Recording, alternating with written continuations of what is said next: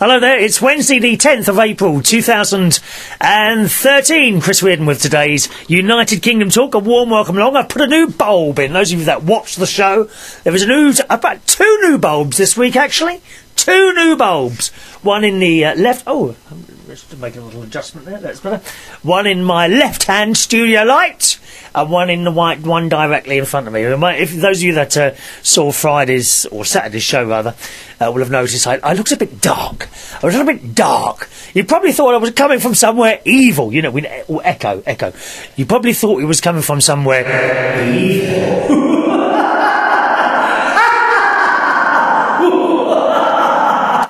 Yes, so dark and dingy, because we didn't have a bulb in there, so sorry about that, but it has been replaced at enormous expense, boys and girls. Oh yes, the only thing is, the light that's in front of me, I don't know why, but the base of it sometimes buzzes.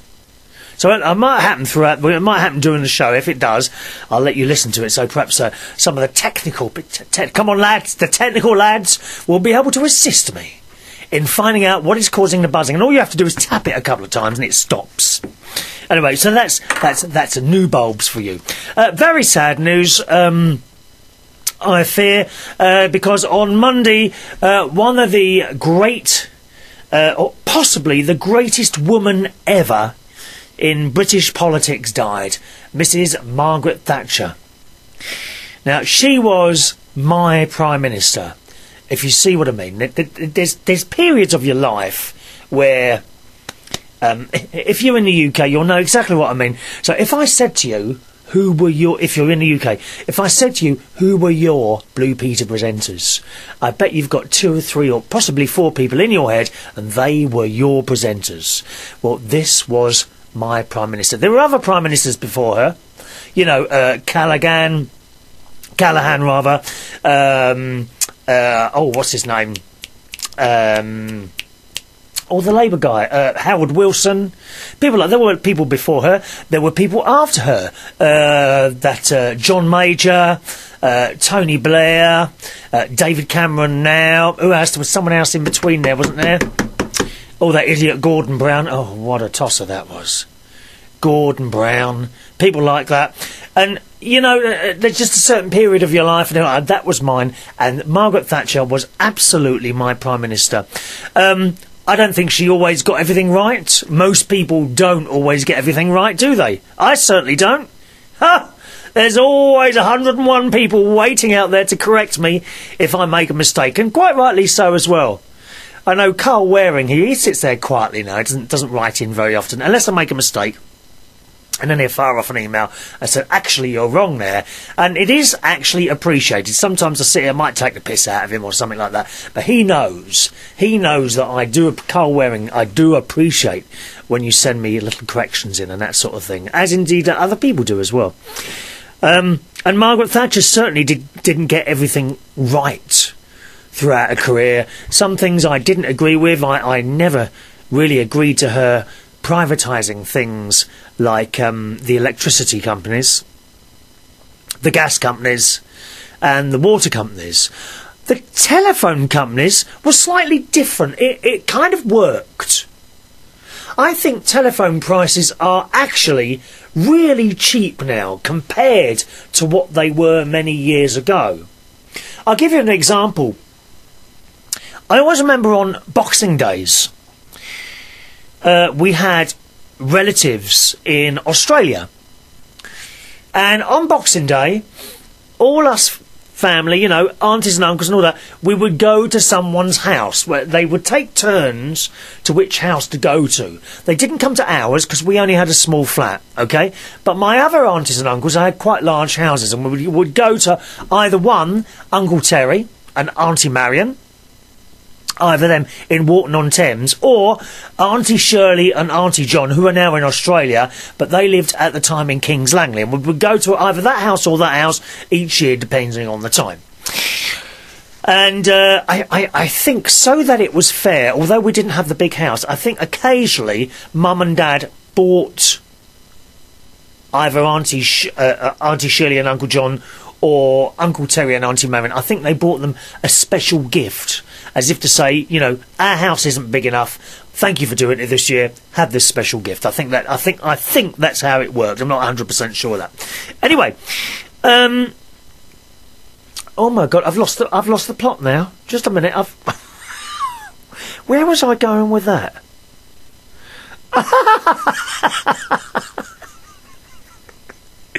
Where the hell was I going with that? Oh, how weird is that? I've just completely lost the thread of what I was going to say to you.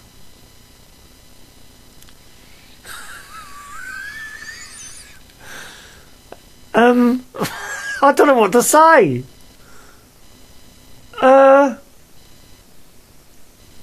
Hang on, think carefully, Chris. No, it's gone. Oh, there we go. Yep, I'm on the telephones, aren't I? Do you know, I completely forgot there where that thread of conversation was going. Does that ever happen to you? How strange was that?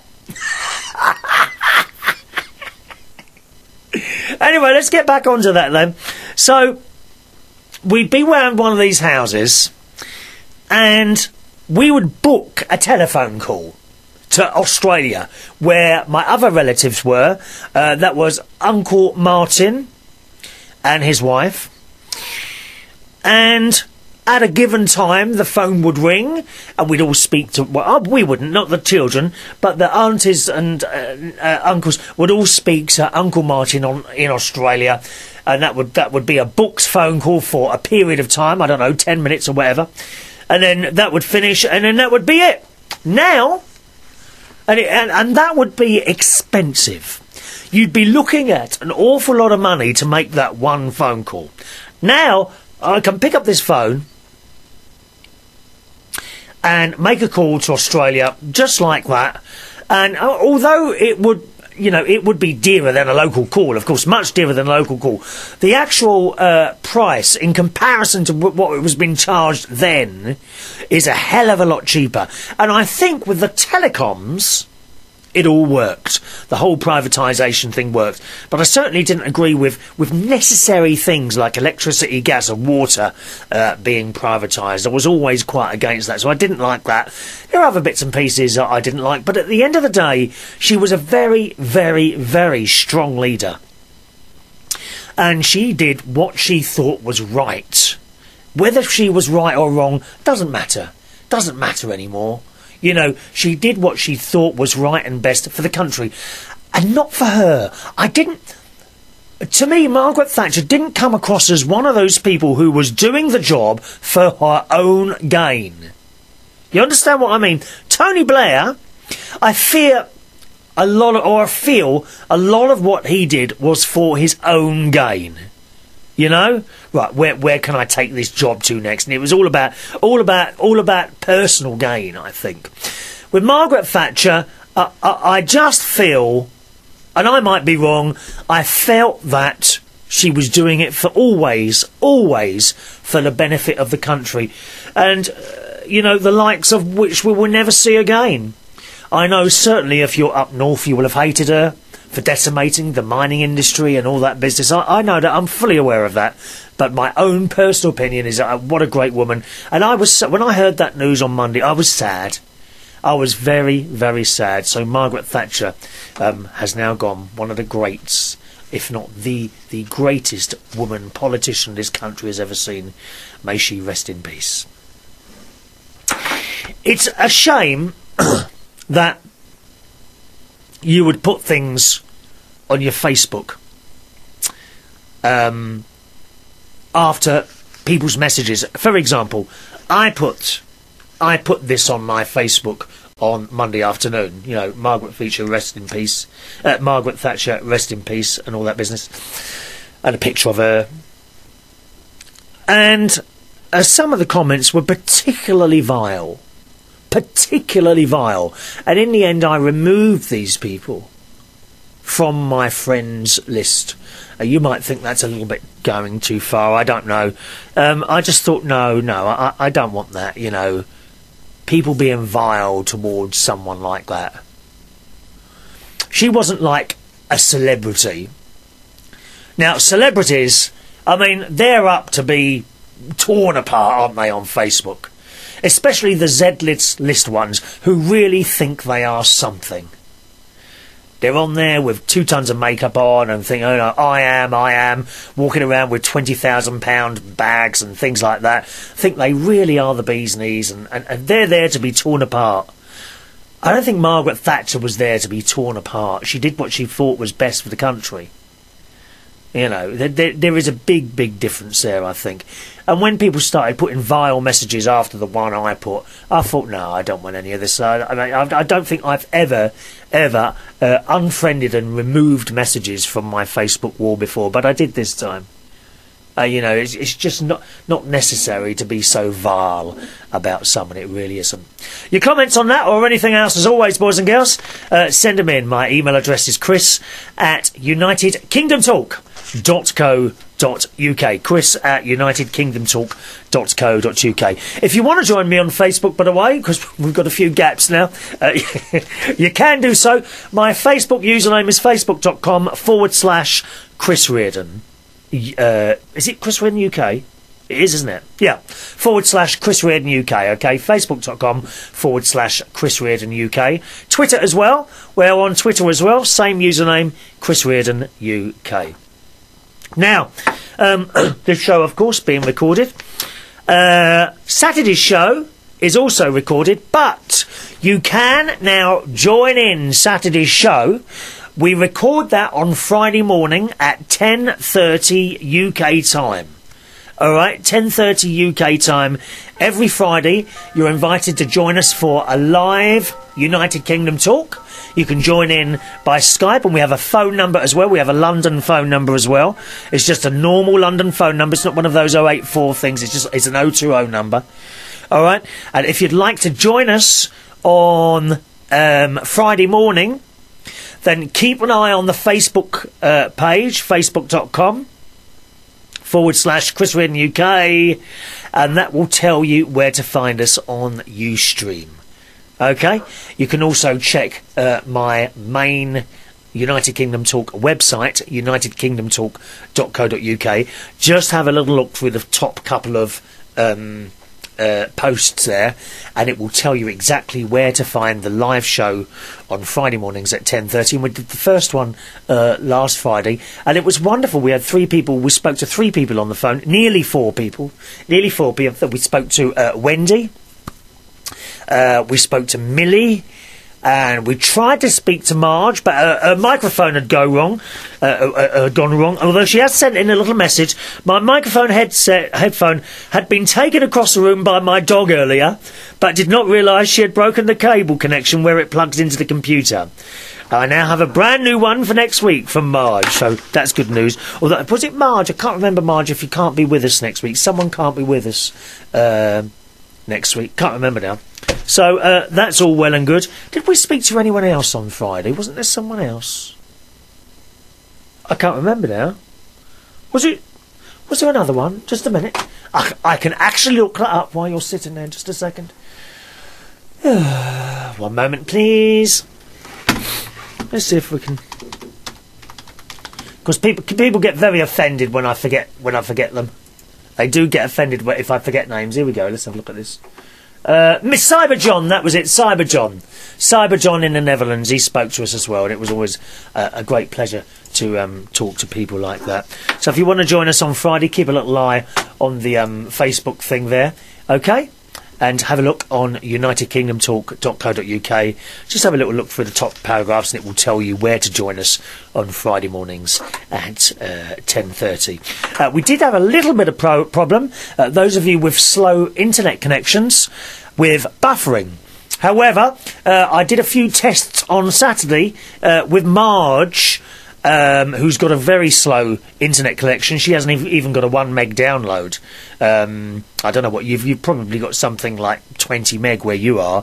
I'm very lucky where I am. I've got a 100 meg download, but Marge has only got a 1 meg download, and she had an awful lot of buffering. So what we've done is reduced the I'm not sure of the exact technical terms here. I think it's bandwidth. I've reduced the bit rate.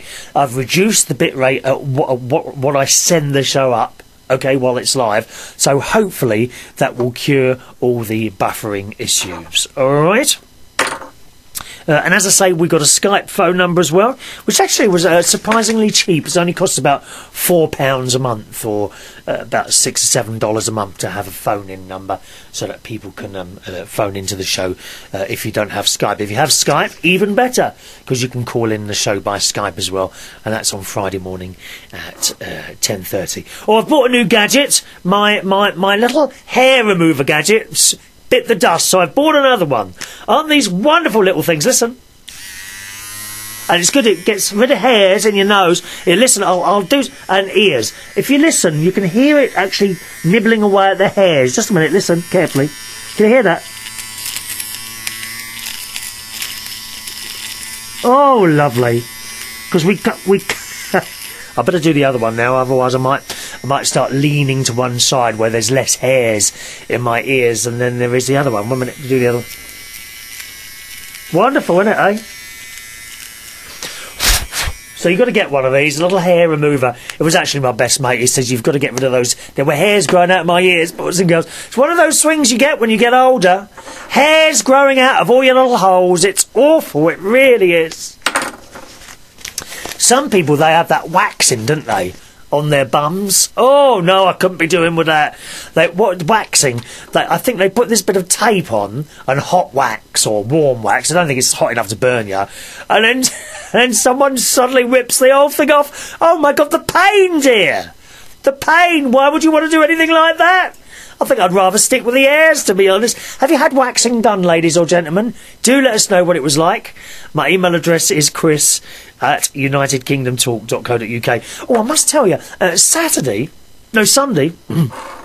when I was at Belushi's in Camden High Street, I come out to my car. There was a parking ticket on there, which I thought was a bit odd. Anyway, on closer inspection of the parking ticket, it wasn't for my car or time or street at all. It was a completely different car, a completely different street to what I was parked on, and a completely different time, whereas, you know, I got to this place at 8 o'clock at night, and I think the time on the ticket was 10:30 a.m. So what was all that about? Very strange. Why would someone put their parking ticket on my car? Anyway, I said to the bar staff in I work with some wonderful people in Belushi's, I tell you. I'm lucky enough to have 2 Belushi's venues that I work for.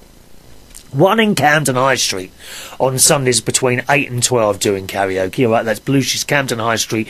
Karaoke every Sunday, 8 to 12. And the other one is Belushi's in London Bridge. That's in Borough High Street, Mondays and Wednesdays between 10 p.m. and 2 a.m. And in both venues, I work with fantastic, wonderful bar staff. Bar staff to die for. They really are. You know, I'm not talking about looks or anything. I mean, they're all good looking, don't get me wrong. I'm not talking about looks. They're just wonderful people. And the management as well. Fantastic people to work for. I'm so lucky to have these particular 2 venues. I'm lucky to work every night of the week. You know, don't get me wrong. But in particular, these 2 venues, working with the people in there, they're just such a laugh. We do have a good time in there. And I mentioned this to one of them. Australian. He said, I can tell you about that. He said, in Australia, what happens now in Australia a lot of the time is someone will get a parking ticket and would take that parking ticket and pin it on someone else's car, thinking that with the thought in there that people often don't read the whole ticket, just a bit about the fine, and they sometimes pay it without even reading the ticket, and it's not even for their car. So he thinks that's what went on there with the old parking ticket. I don't know if you've ever heard of anything like that, but it was nothing to do with my car at all, yet there it was, pinned underneath placed underneath my windscreen wiper. Have you ever heard anything like that? Do let us know on the email, okay? chris@unitedkingdomtalk.co.uk. I had a minor accident. You'll laugh at this. A minor accident this week.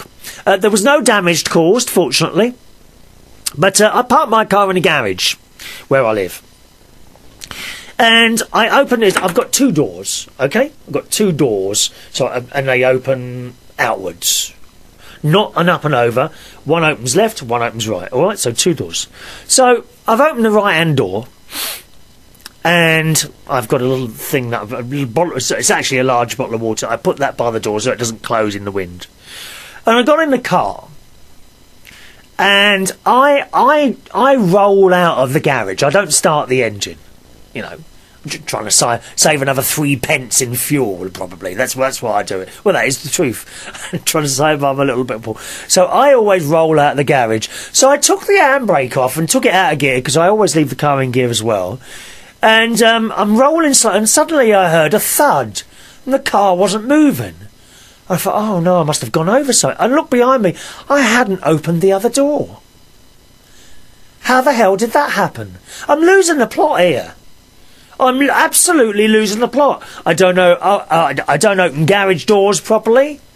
I forget what I'm talking about at the beginning of the show. I mean, it's all downhill. It's all falling apart, boys and girls. It's all over. Email time then. Yes, as Marge said, her headphones were broken by her dog, so she couldn't call in properly on Friday. But since then, she has rushed out, boys and girls, and bought a new set of headphones, a little microphone, I think, as well, so we can now hear Marge perfectly, and hopefully she'll call in soon on one of the live shows. And Marge has she has a proper Southern American accent. Would you call it Southern American? She's in Oklahoma. A proper one of those accents, almost like the accent that the girls have on Dallas, you know. And Marge has sent in this email. Hello, Chris. I've just finished watching your last Wednesday's show, and I'm now sitting down to write a bit of a response. You mentioned the stain on your car seat, but did not say if the seat was leather or cloth or other material. Oh, well, it's cloth. Oh, no, I won't have any leather. I won't have any leather in the house anymore. And certainly when my shoes wear out, I won't buy leather shoes again. Because, again, it's an animal thing, you know. I don't see why we should be tearing the skin off animals to be used as shoes or anything like that. I won't go anywhere near anything leather. You know, and fur. Oh, fur. I mean, I've seen some awful films on fur farming and pictures and things like that. All sorts of things, you know, minks, dogs, cats. Oh, it's just absolutely horrendous. It really is. So I don't have anything like that, Marge. Marge says, I'm not sure if I said so or not, but I ran my own business for about 28 years as an auto detailer, which was cleaning service for automobiles. You're the perfect person to ask then.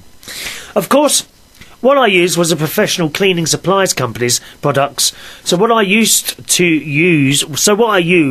you could not get. But on some cloth, you can use a Shout laundry spray. I know that one. If you have it there, or any pre-wash liquid. You can use in your own laundry, can be safe on many colour-safe materials. Spray lightly on the spot and then take a soft brush to it, and then with a sponge, with water of course, wring it out good before you wipe off the spray. If it's leather seats, then they make a leather cleaners, and if it's vinyl, you can use regular glass cleaner without ammonia in it. Like I said, depends on the materials of the seats. Yeah, so it's going to be the laundry spray I use, and I'm sure I've actually got some of that in the cupboard. Because I've got what's happened is that I've eaten was it a flake? I think it might have been a flake. I've eaten a flake in the car, and I got a bit of chocolate on the seats. You know. Oh, dear me. I mean, oh, you always say, you know, I mustn't eat anything in the car, and then, I just have that one bag of crisps, and immediately, you know, the bottom of the bag will go, and you'll end up with crisps all over your lap and salt everywhere, don't you? Or in this case, chocolate. Marge says, it's been such nice weather here. I've spent a lot of time spring cleaning and getting my flower garden started, so I haven't sat down before now to write an email.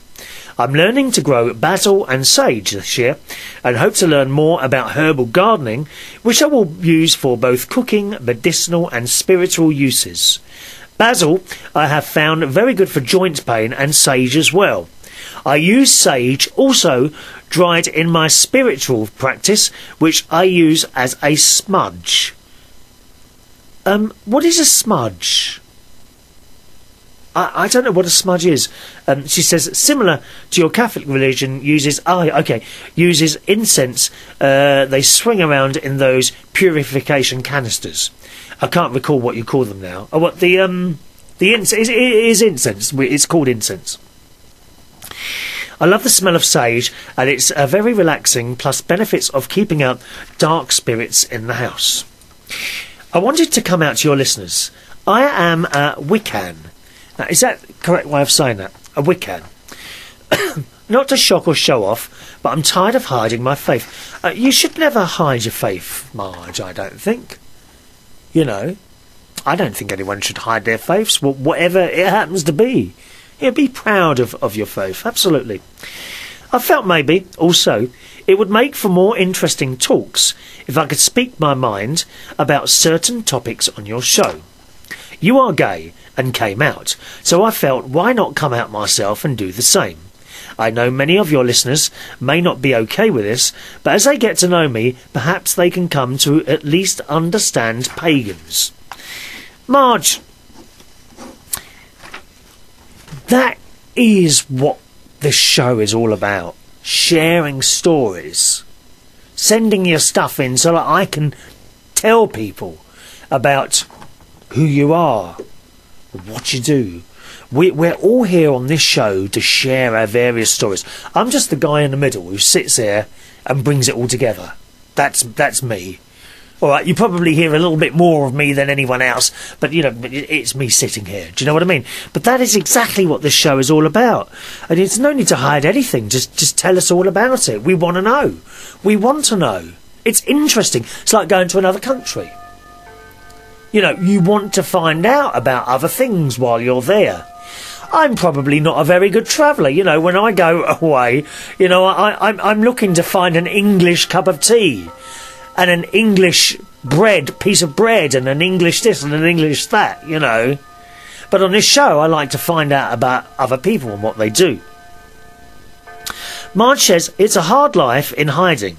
I know years ago, I never heard anyone talking gay, at least where I live. I'm in such a small town area, and being a conservative Bible Belt, you certainly don't say you're Wiccan and would really keep yourself with such issues. Wicca is a peaceful path. I see the divine in nature, and within myself, of course, many Wiccans practice different, just as Christians practice different than Catholics. I wear my pentagram openly, not to show off, but to me it's a symbol of spirituality. Same as a Christian would wear a cross, which I do not put down in any way. I'm also a universalist. Yes, you know, there's no problem, is there? I don't think there's any problem in having something on to say, yes, you are proud to be a Catholic or a Wiccan or a Jew or a Buddhist or whatever. You know, there's certain areas of London, Golders Green, and you see the proper Jew people, and they've got the little black hats on, and they have little curly, I don't know what they're called, little curly hairs either side. There's actually an elderly gentleman who comes to one of the Blueshes nights, and I only found out last Sunday, it's funny you should mention this, last Sunday, he always has a hat on, right, and an overcoat and all this. And I found out from one of the bar staff, the reason he wears this hat is because he's got his Jewish curls hidden underneath it.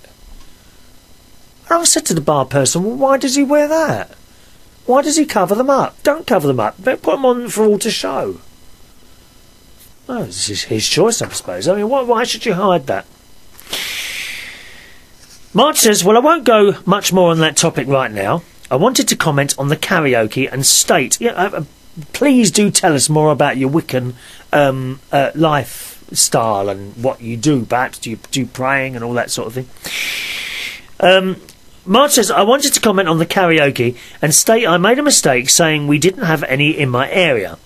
I drove to the next town the next day, and as I came through town, I saw a sign reading karaoke. And it was a VFW hall, which, in case you didn't know, is veterinarians of foreign wars. Building actually older veterinarians go there and play bingo and dance. But now added karaoke, so I can go down and sing with the old folks I like. It's open to the public as well. Have you ever been to a karaoke night, Marj? Go and see what you think. You don't even have to sing. Just go and find out what it's all about. All right, my darling? She says, it's raining like crazy today, and earlier a bolt of lightning hit the hillside by my house. I jumped off the couch almost when it did. My Doberman, Athena, wanted to attack it. What, the lightning bolt? I'm happy she's not storm shy. Some dogs go nuts over storms. Oh, they frighten me. Bolts of lightning really scare me. I think they're fascinating. On the times I've been lucky enough to visit Florida, they have the most amazing lightning storms there, I have to tell you. Sometimes without rain or wind. You just see them in the sky flashing at each other.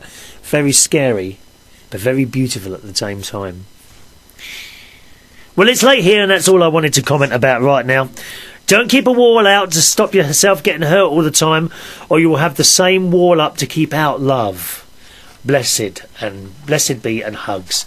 That's from Marj. Yes, she mentions that at the end there, about walls, because on a previous show, you know, I said some people, including myself, if you've been hurt quite a lot in the past, I think you tend, unintentionally or intentionally, you put up a wall so that you don't get hurt again. Unfortunately, and Marj is quite right what she says here, you also keep out any love that's trying to get in by doing something like that, don't you? Thank you, Marj. Lovely to hear from you, my darling.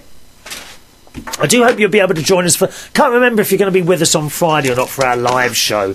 Remember, Saturday's show is now recorded live on Friday mornings at 10:30 a.m, boys and girls. Okay? If you go to unitedkingdomtalk.co.uk, look on the little paragraph at the top there, and you'll find the link to that to watch, or indeed listen to it on your computer on Friday morning at 10:30 UK time, which I think is 10:39 which I think is 4:30 in the US. Okay. Hello to young James. Hello, James, who says, "Hi, Chris. You were talking about the cinema. Hang on a minute. Have I done this one? Ooh, I think I've done that one. Have I got confused? Oh, there's another one here from you, James. I think I've done that one.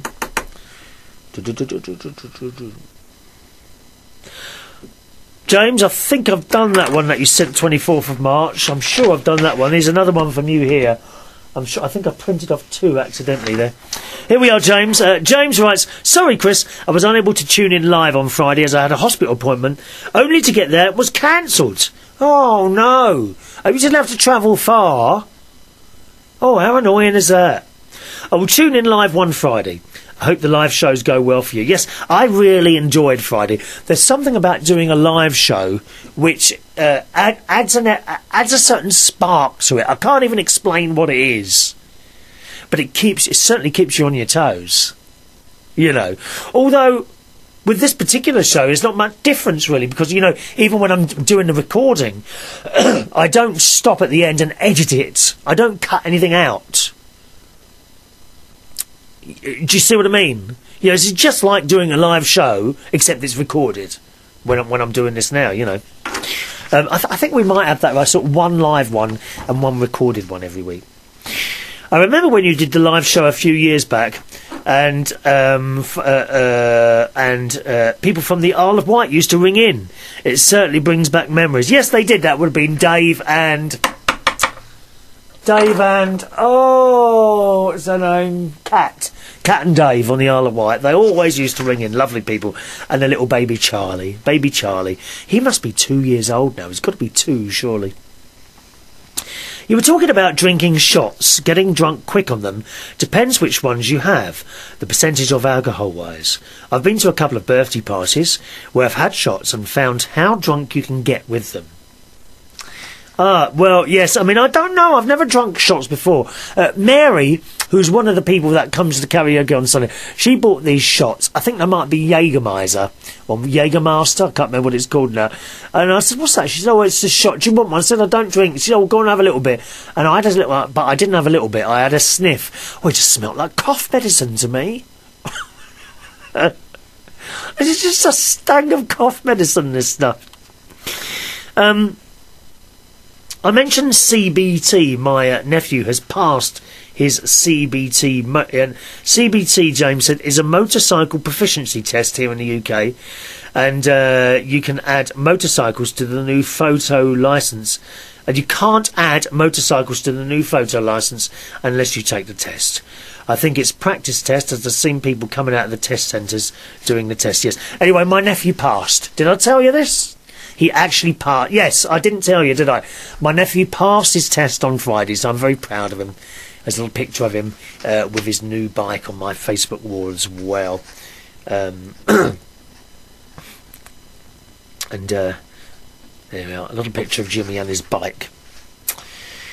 I hope your trip to Rome in September goes well, as seeing the Pope must be a lifetime event, especially as this has been the third Pope in my lifetime.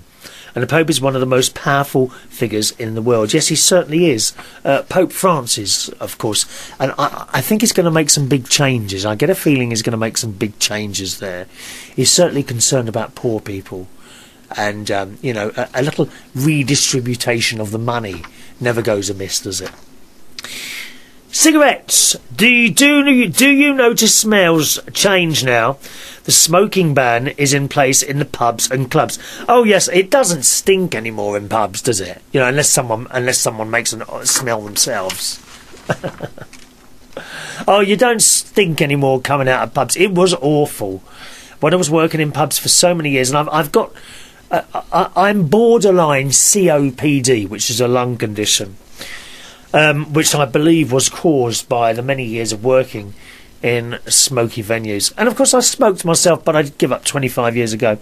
And I'm just just above the borderline of them saying whether you have or don't have is it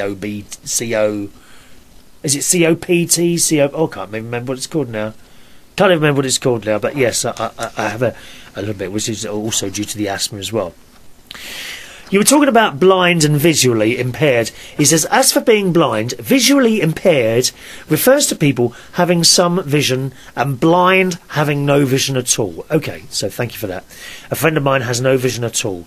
Hope this has been of help to you. Yes, I wasn't sure whether visually impaired was, you know what these politically correct people are like, dear. You know, they won't say blind, they say visually impaired. I thought it was something like that, but it's not, according to James. Visually impaired means you can see it, something. Blind means you're in complete darkness all the time. We have quite a few adverts at the moment on the radio. I don't know if you've ever heard any of them here in the UK telling you to go and get your eyes tested, especially over your 50. Because there's something you can get which you don't necessarily notice, and it can turn you blind in 3 months. You know, things to watch out for would be a blurring of vision and things like that. You know, you're supposed to get your eyes tested every year, certainly if you're over 50 like me. I haven't had mine done for about 1.5 years now, so perhaps I ought to go. Bullfighting in Spain you were talking about. I've heard in the news in the past that Brits have been killed participating.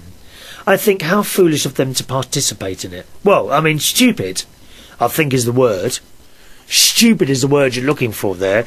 Not just stupid for participating in it. You know, disgusting that you should want to be part of such a sport where the animal is killed at the end so as for fun. You know, how is it fun to kill an animal? Why? You know, because it hasn't got any chance at all. It's a different thing altogether. You know, if you're out in a field with a said animal and you're not armed with a gun or a knife, I'd like to see how well they do then. I would. The Spanish say it's traditional, but I think it's cruel and dangerous for both parties. And why does it go on in this day and age? Hope it gets warmer soon. And that's from James. So thank you very much for that, James. Much appreciated. Finally today, You remember I was saying about April Fool's stuff? Well, Marj sent this in from the newspaper USA Today. And the story is, this was of course the April Fool's joke. 2 morning radio show hosts received indefinite suspension by talking about fancy words for water. And again, it's in USA Today. It says, water has several other chemical names, mostly used in jest. Dihydrogen monoxide, DHMO, hydrogen hydroxide, oxidane, hydrolyxic acid, hydraulic acid are among them. A bad chemistry joke. If H2O is the formula for water, the formula for ice must be H2O cubed. Yeah, think about that one. I don't get it either. Anyway, a pair of long-time didstockies got in on hot water for their annual April Fool's joke. The problem? They joked about water quality, saying dihydrogen monoxide was coming out of residents' taps. It caused a small-scale panic among some radio listeners in the Cape Coral-Fort Myers, Flour metro area. Bosses aren't amused. There's another one here.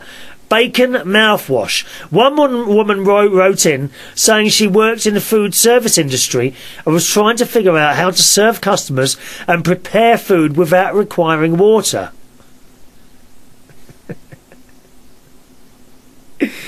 Oh dear me. What else have we got here? And someone says, my understanding is it's a felony to call in a force water quality issue. And of course they got told off by that, blimey. It's actually a complicated story like that. I'm trying to make head or tail of it while I'm reading it to you, but I'm going to give up now. Thank you very much. That's all from the show today. Now, in Friday's live show, we'll be doing a little bit of a maths test. This was in the Daily Mail last week. And it's the story goes, English school children will be assessed on financial literacy for the first time from September to this year, 2014, to ensure young people have the skills, knowledge and confidence to manage money well. 15-year-olds across England will take the GCSE style exam, which will assess financial knowledge and the ability to solve personal financial problems. So there's some... Oh, excuse me, I've got hiccups. Some questions there, and we'll see how you get on with those on Friday in the live show on Friday. You'll be able to join in live, or indeed just download the show as you have been doing so all these years. All right? And that's it. Thanks very much, boys and girls, for watching and listening to the show today. Don't forget my email address if you want to join in at any time, chris@UnitedKingdomTalk.co.uk is the email address. Twitter, Chris Reardon UK, and Facebook, facebook.com/Chris Reardon UK. I'll see you on the next show. Bye bye.